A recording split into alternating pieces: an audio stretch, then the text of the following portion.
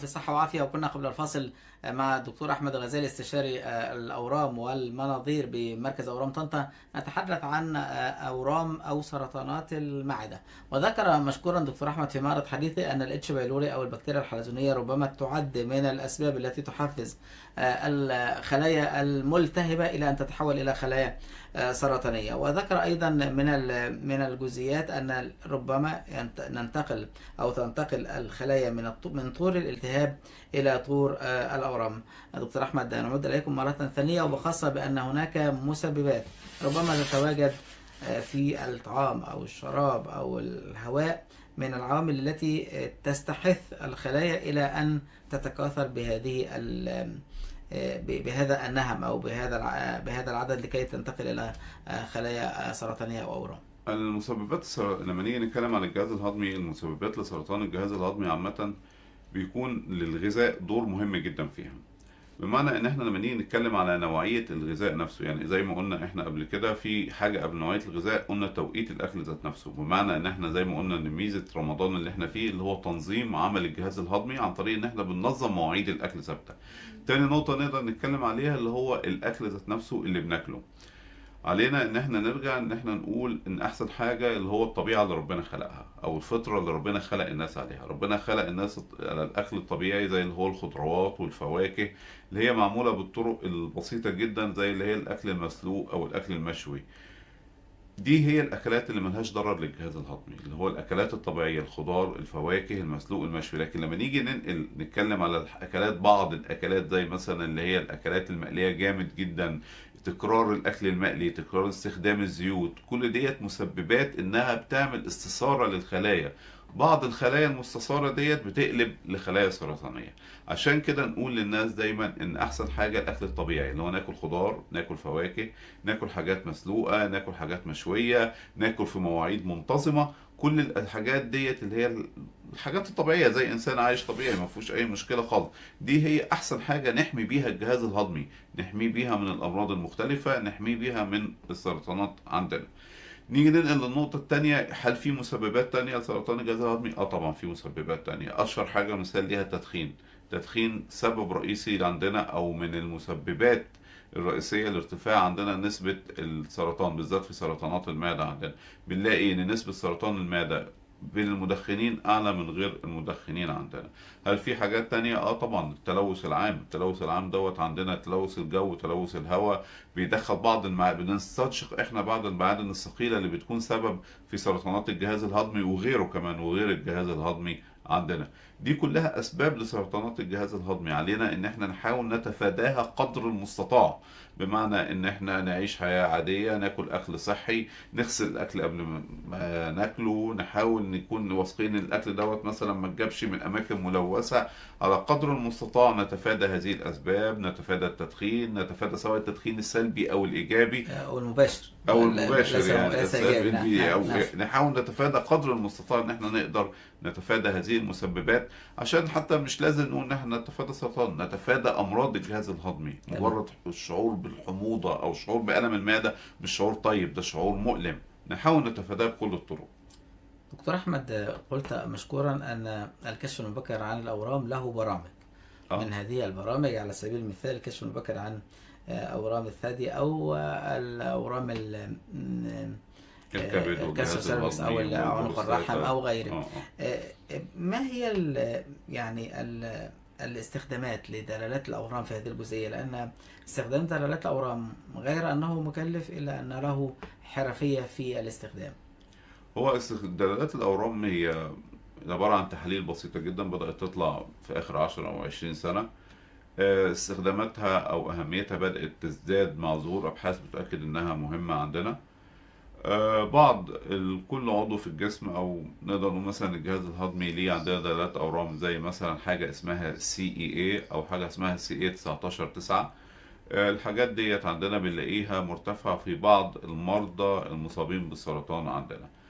البرامج اللي احنا بنطبقها هنا في وزاره الصحه. موضوع البرامج نعود اليه بعد ان نستمع للمهندس سيد من القاهره. باشمهندس سيد اتفضل.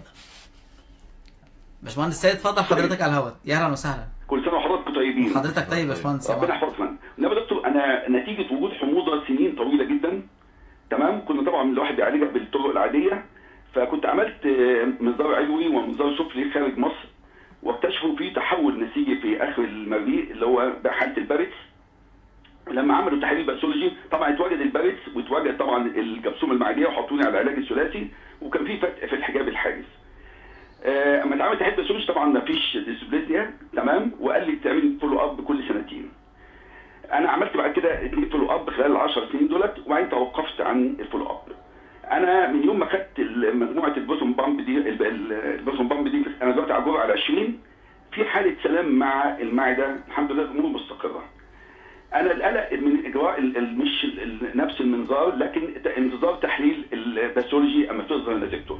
سؤالي يا فندم، انا النهارده راجل مسن يعني داخل على ال70، امكانيات التحول، انا عملت النهارده امكانيات ان يحصل ديفلوب لهذه الانسجه في هذا السن المتقدم وبعد هذه المده الطويله، وهل هناك احتمال ممكن اجراء معين اعمله بالمنظار؟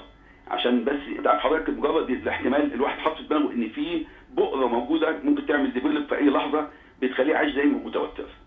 نصيحه لحضرتك، هل استمر على البروتون بامب ده بالجرعه ديت واعيش ما تبقى من العمر كده، ولا اعمل اجراء معين تنصحني بيه؟ وشكرا. شكرا يا باشمهندس، الف سلامه على حضرتك يا فندم.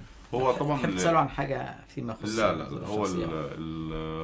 هو القصه واضحه ان هو بدا عنده نتيجه الاتش بايلوري زي ما قلنا، بدات تحفز الخلايا المستثاره ديت انها قلبت لمرحله اسمها البارت اللي هو قالها. البارت دي مرحله مش سرطانيه، هي مرحله ما قبل السرطانيه، بس البارت ديت هي مقسمه لدرجات. يعني البارت نفسها الخلايا فيها، في خلايا متحوله بدرجه بسيطه، في خلايا متحوله بدرجه متوسطه، في خلايا متحوله بدرجه عاليه. لو البارت اللي عنده اللي هو في نهاية المريء تحت آخر جزء في المريء، الخلايا عندنا سواء خلايا متحولة بدرجة بسيطة أو متوسطة ما بنعملش أي مشكلة نهائي. لو الخلايا عندنا متحولة بدرجة عالية، يعني المتحولة بدرجة عالية ديت يعني في احتمال نسبة إنها تقلب لسرطان. دوت هنا اللي هو بينفع إن احنا نعمل تدخل، أو بيبقى ساعات في بعض الحالات مطلوب إن احنا نعمل تدخل.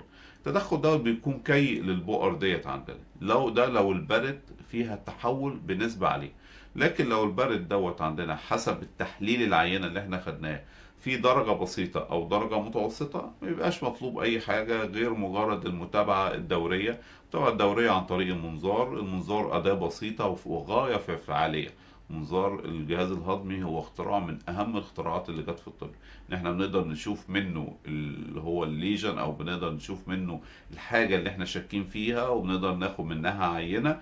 ولو احتاجنا كمان في حاجات طالعه جديده بقالها حوالي 5 أو 10 سنين، ان احنا بنقدر نكوي البؤر اللي احنا شاكين فيها عن طريق الراديو فريكوانسي عندنا اللي هو التردد الحراري. بندخل نكوي بيه البؤر ديت.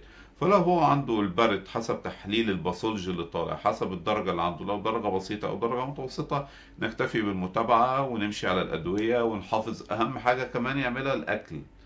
احنا يعني زي ما بنقول نتفادى الاكل اللي بيستثير المعده، نتفادى الدهون، نتفادى الاكل الحراق، نتفادى الاكل المقلي، ناكل الحاجات الطبيعيه، ناكل الخضار والفاكهه، ناكل عندنا المشوي، ناكل الحاجات المسلوقه.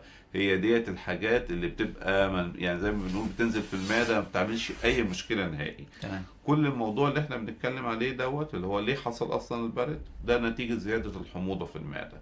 ليه زادت الحموضه في المعده؟ تم استثاره المعده عن طريق الاكل. تمام. فعشان كده ننصحهم متابعه، وان شاء الله الموضوع يبقى بسيط وما فيهوش اي مشكله. قبل هذه المداخلة التليفونية دكتور أحمد كنت تتحدث عن دلالات الأورام. نعم. فهي دلالات الأورام هي مهمة وكويسة جدا. وفي حاجات تانية كمان في برامج الكشف المبكر عندنا، زي ما الباشمهندس اتصل وقال مثلا ان هو عمل منظار. المنظار دلوقتي بنعتبره حاجة هايلة في موضوع الكشف المبكر. على سبيل المثال انا هدي مثال بدولة اليابان. دولة اليابان من الدول اللي هي منتشر فيها شوية هو كوكب يا فندم. كوكب اليابان منتشر فيه شوية عندهم سرطان المعدة. عندهم اجباري اي حد بيجيب 50 سنة او فوق 50 بيعمل منظار معدة عشان الاكل سبايسي. عشان الاكل السبايسي اللي عندهم. هم بياكلوا اكل حراق على طول اجباري، مفيش حاجه. ما رحتش هيحصل لك مشكله، التامين الصحي بتاعك هيقف وي وي وي وي. فعشان كده المنظار هو من الحاجات التحفه، مارفلس زي ما بنقول عندنا. بيدخل جوه المعده، بيشوف، بياخد عينه، بيعمل كل الكلام دوت كله. فاحنا عندنا يعني اي حد مثلا المفروض ان هو حس باعراض تعب في المعده، بنديله علاجات بسيطه في الاول. لقينا العلاجات ما جابتش النتيجه المرجوه، بندخل بالمنظار. ناخد عينه نطمن ان مفيش اي مشكله. متابعه بعد كده ممكن نعملها بالمنظار عشان نطمئن والامور تمشي طيبه ان شاء الله. تمام.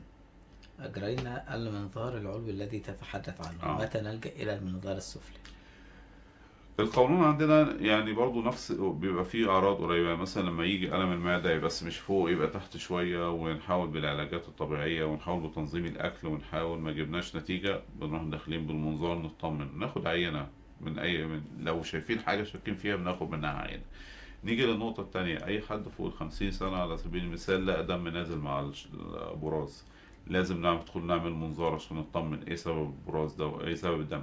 واحد نزل عليه دم مش مرة، نزل مرة واثنين وثلاثة واربعة، لازم ندخل نطمن نشوف ايه هو اللي احنا محتاجينه عندنا. واحد حاسس بألم مفيش نتيجة جايبة، ندخل بالمنظار نطمن.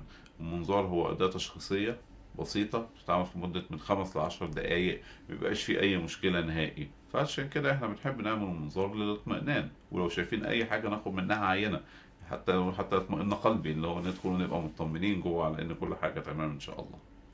كيف يتعاون او يعني يتعاون التشخيص ما بين اجراء منظار سواء كان علوي او سفلي واخذ عينه للهيستوباثولوجي او اجراء تحليل على سبيل المثال تحليل البراز؟ كيف يفيدكم على فيما يخص الدم الذي ذكرته في البراز او هو احنا عندنا في تحاليل